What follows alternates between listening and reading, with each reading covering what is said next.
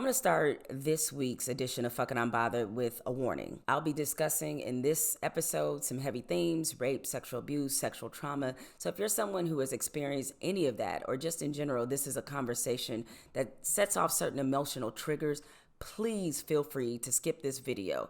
But most importantly, I wish you healing and wholeness.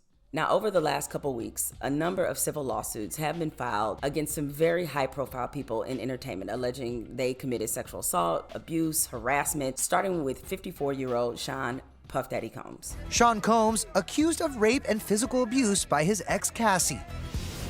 In court docs obtained by ET Thursday, the R&B singer accuses the media mogul of creating a pattern of control and abuse that she alleges began soon after they met in 2005. I gotta give a special thank you to the people that was really like there for me. Also Cassie for holding me down in the dark times. Love. Diddy vehemently denying the claims he calls offensive and outrageous.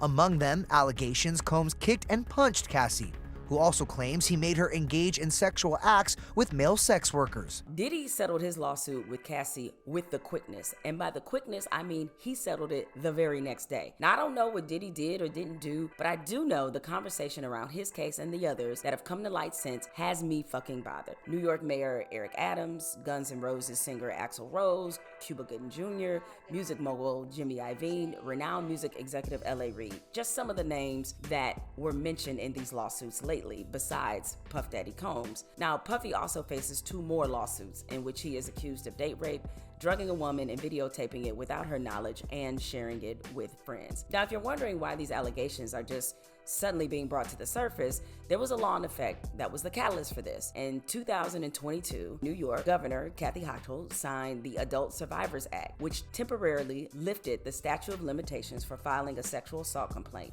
allowing survivors 1 year to file lawsuits against their alleged abusers, regardless of when the alleged abuse happened. Now, the deadline to file those complaints was last Friday. Now, since this option has been made available, more than 2,500 lawsuits have been filed, including against Harvey Weinstein, Russell Brand, and the Republican frontrunner for President Donald Trump. Unfortunately, these headlines have brought out some of the worst responses because when there is a celebrity involved, some of us cape harder for these celebrities than we do for people in our own family, or we resort to the default, which is placing every last corner of blame on everyone but the person who may have committed the assault. Now, I'm frankly horrified for survivors who see these conversations online or on media platforms because there are still an uncomfortable number of people who do not understand the nature of sexual abuse and assault or even realize how pervasive this problem actually is. So let me hit you with some facts about sexual assault, but also hopefully obliterate some of the myths that people are carrying. Let's start with how pervasive the problem actually is.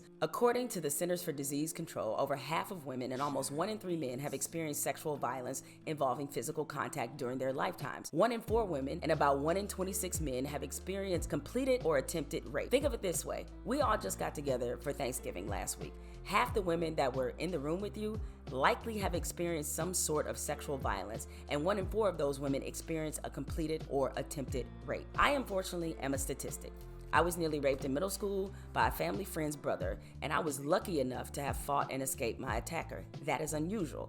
My mother is a rape survivor who dealt with an extensive amount of sexual abuse as early as 4 years old. These are unfortunately very typical situations because according to the statistics, the majority of survivors first encountered sexual abuse before age 25, with about half being raped before they turned 18.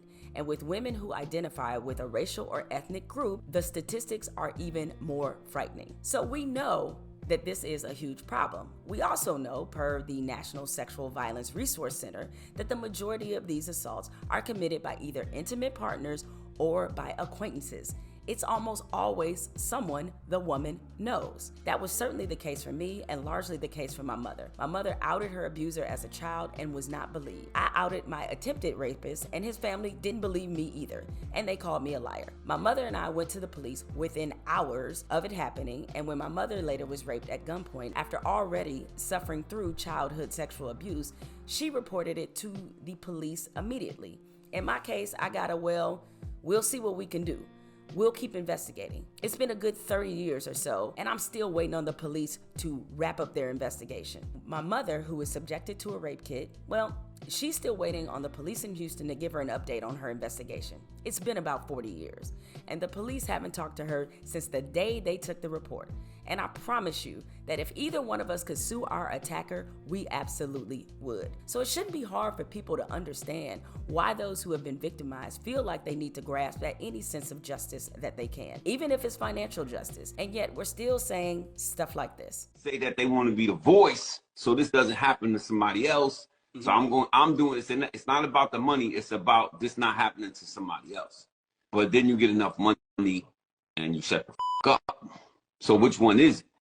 That's my question. Are we trying to be the voice so this doesn't happen to somebody else, or are we gonna grab this money and shut the up? That's what I was saying. That was Rich Dollaz and Peter Gunz. For context, Rich Dollaz once was Puffy's intern, and as he moved up in Bad Boy Records, he worked with Cassie, Young Jock, Danity Kane, among others. Peter Gunz was an artist, and also, like Rich Dollaz, an alum of the Love and Hip Hop franchise. Now here's my pushback to those who share the same sentiment that they seem to. Now we as black folks know firsthand about the lack of justice we often receive in the criminal justice system. We know the system does not generally value us, right or wrong. Case in point, the families whose loved ones have been the victims of police violence often sue the city in civil court because they know what time it is if the case goes through a criminal trial. I can go back to Rodney King winning a $3.8 million civil judgment against the city of Los Angeles 2 years after a jury completely acquitted all 4 officers involved in his horrific beating in a criminal trial. Now, despite the fact we all saw the police nearly beat this man to death on video, Breonna Taylor's family settled with the city of Louisville for $12 million. Meanwhile, the officers who killed her, let's see, one was a mistrial. As for some of the other officers, along with Hankerson, 3 other former LMPD employees were federally charged. Kyle Meany, Kelly Goodlett, and Joshua James are charged in a separate case. Those 3 are accused of drawing up the search warrant, which led to the raid on Breonna Taylor's apartment. But the U.S. Department of Justice found that warrant was written using false information. The department alleges James used information he knew wasn't true when writing the warrant. Meany is accused of knowing it had false information and approving it anyway. And Goodlett is accused of helping cover it all up. Goodlett pleaded guilty and is expected to testify in the case against James and Meany. Their trial is set to begin next year. Oh, one final thing on this. Another officer who isn't facing the charge for violating Breonna Taylor's civil rights, well, he got rehired by another police department. And in a shocking turn of events, 6 months later, that same officer was accused of ramming his police car into a resident's car and pulling his gun on the car's owner, as well as several other bystanders. If only there was some big warning sign that this person isn't suited to be a police officer. Bottom line is, the only justice that is available sometimes to many of these families is financial. It is rare that police officers that commit these kinds of acts are actually sent to jail. Now, most of us get this, but yet when it comes to sexual assault victims, we act like we don't get that the same principle applies, because some of you all say with a straight face when sexual assault victims come forward that they should have just depended on the very same criminal justice system that we see mess us around every day. That would be the same justice system that sentenced Brock Turner to 6 months in jail for raping an unconscious woman behind a dumpster. The same justice system where in major cities such as Los Angeles, Detroit, Houston, and New York, there are thousands of rape kits that haven't even been tested yet. Same justice system where police departments have been known to botch sexual assault investigations by discouraging victims from filing criminal complaints, by making them aware that their sexual history will be heavily scrutinized, or by just not collecting evidence and interviewing witnesses. That's the system we're supposed to trust. Make it make sense. Now understand this about rape convictions overall. According to the Rape, Abuse, and Incest National Network,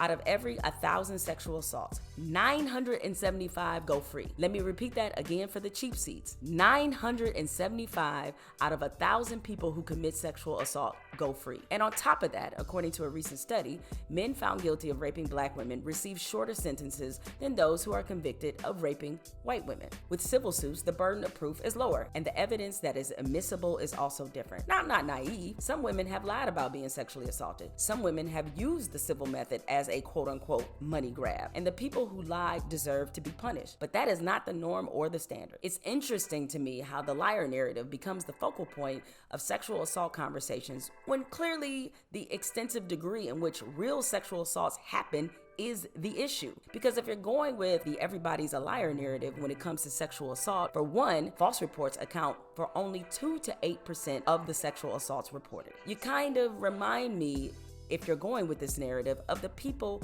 who do this when the topic is unwarranted police violence against black folks. Why isn't anyone ever talking to like Chicago? Like most of the shootings are young black men killing other young black men. Is that not correct? Yeah, that's correct. Okay, much more than what the cops do. Why doesn't anybody talk about that? Well, I mean, why aren't there, 100 giant black celebrities who would have the respect of those people saying, what are you doing to yourselves? Why are you killing each other? Now, I promise you, before Bill Maher said that in a sentence, he ain't never thought about crime in Chicago. And I love how gun violence, which is a big problem in this country overall, is suddenly just the black people's problem. And even though most people are killed by people of their same race, they always frame the crime in black neighborhoods as pathological because they damn sure never want to have the conversation about lack of resources for education, lack of investment in community, lack of jobs, all the things that tend to escalate crime. But I digress. The parallel is that when someone accuses someone of sexual assault, we are a nation of Stretch Armstrongs trying to figure out the multitude of ways that the accuser is actually at fault, which sometimes sounds a lot like... And this thing about the disparity of blacks and whites in jails, that's got to stop, because I got statistics right here which will prove me right. In New York City alone, okay, blacks are 23%. They make up of the population. Right, of the population. 75% of all shootings, 70% of all robberies, and 60% of all violent crimes. All right? The whites, only 3%. Now, that is why there were more blacks in jail than there are whites. So we look at that statistic. All right? They turn it around. The racial demagogues out there turn it around that the blacks are being picked on. How are you still on national TV and just said that black people are prone to criminality? I wouldn't be able to respond to that, okay? Well, they are. It's important that we are aware about how we talk about these things because the men and women watching, particularly those who have chosen to remain silent about their abuse, are learning that there is no point in speaking out. They're learning in real time they aren't worthy of justice. We can't keep judging victims for not reporting what's happened and then in the same breath reinforce exactly why they don't. Stay unbothered.